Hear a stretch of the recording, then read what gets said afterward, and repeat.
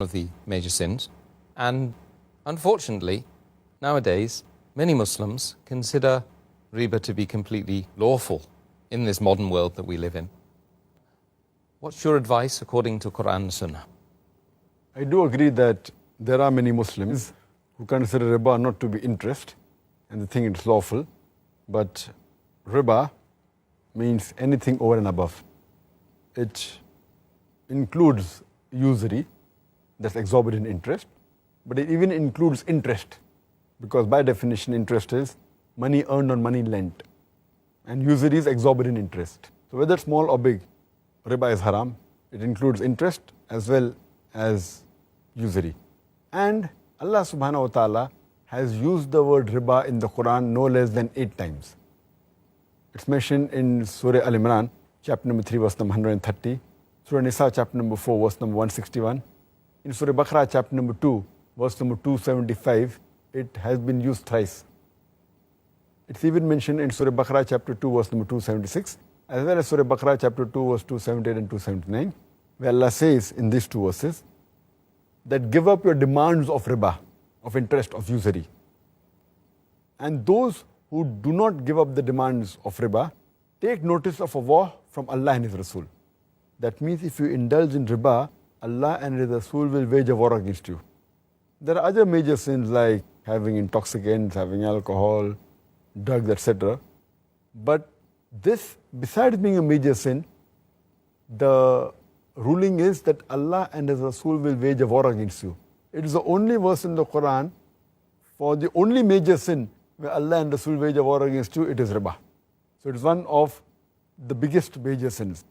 That is the reason it has been rated in the category number 12 in Al-Qabair by Imam Al-Dhahabi, mentioned number 12. And as far as the punishment is concerned, it's mentioned in Sahih Muslim, volume number 3, hadith number 3881, the beloved Prophet Muhammad sallallahu alaihi wasallam, he cursed those people who accept riba and who give riba. Those who take interest and give interest. Those who record it, as well as the 2 witnesses, all of them are the same. The Prophet said that all these people are cursed. The person who gives riba, the person who takes riba, the person who records riba, the person who is the witness. All of them are cursed and all of the same level. It's further mentioned in Mustadrak al-Hakim, hadith number 2259. The beloved Prophet ﷺ said that there are 73 different types of riba, different degrees of riba.